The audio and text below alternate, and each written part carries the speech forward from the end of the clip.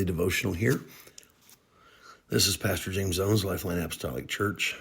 And again, we want to take time to invite you, if you live in the Gallup County, Meigs County, Mason County, West Virginia area, come and be with us, LifeLine Apostolic Church.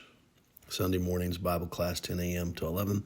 We take a break for about 30 minutes, refresh ourselves, and then go back in for worship service on Sunday. Bible study will be Wednesday night at 7 p.m. And you can find our information on lifelineac.com. Luke 21:34. Take heed to yourselves, lest at any time your hearts be overcharged with surfeiting and drunkenness and cares of this life, so the day come upon you unawares. For as a snare it shall come upon all them that dwell on the face of the whole earth. Watch ye therefore and pray always, that you may be counted worthy to escape all these things that shall come to pass and to stand before the Son of Man.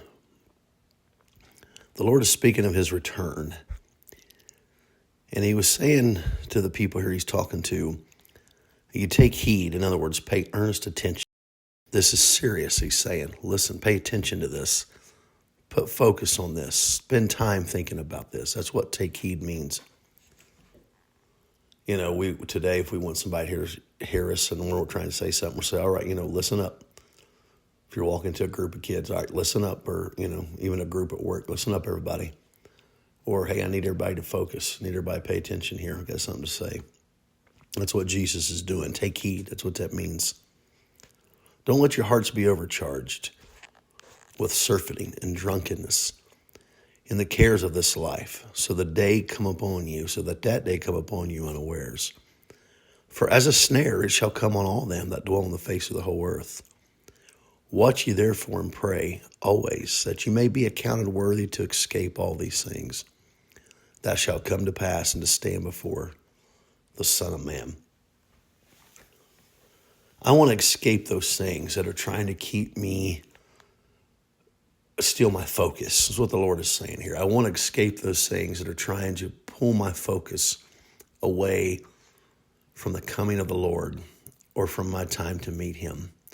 None of us know when we're going to be called home.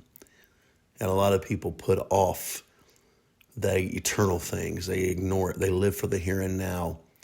They don't pay attention to eternal things. Or they shove them off to the back of their mind.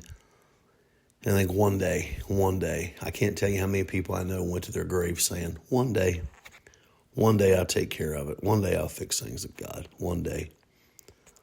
People can get overcharged with the cares of this life. And it causes the day of the Lord to take them as a snare. It becomes a snare into them. Now, this is talking about the return of Christ. But you never know. You don't know when that's going to happen, and you don't know when your day's going to be. So you watch, therefore, and pray. You pray and you watch. In other words, you're sensitive. You focused. Don't even walk around looking at the sky all day long. We have jobs to do. We have responsibilities. We got to be on the moment. We have a life to live. That's what we were commanded to do and put here to do. But in our spirit, there needs to be a watchfulness. There needs to be a watchfulness, a reaching, an awareness of eternal things.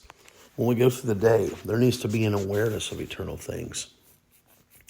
I tell the story every now and then, and I don't know how it's possible, especially being raised in this glorious gospel of truth. I don't know how this is even possible, but I was at work one day, and this is many years ago when I was still a older teenager, maybe young adult. I think it was an older teenager. And I remember being at work and I was so focused on everything going on there.